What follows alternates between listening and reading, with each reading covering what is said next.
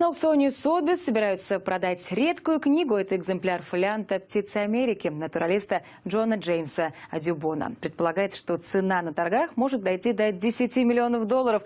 А мы собрали для вас 5 самых дорогих лотов в истории аукциона Сотбис.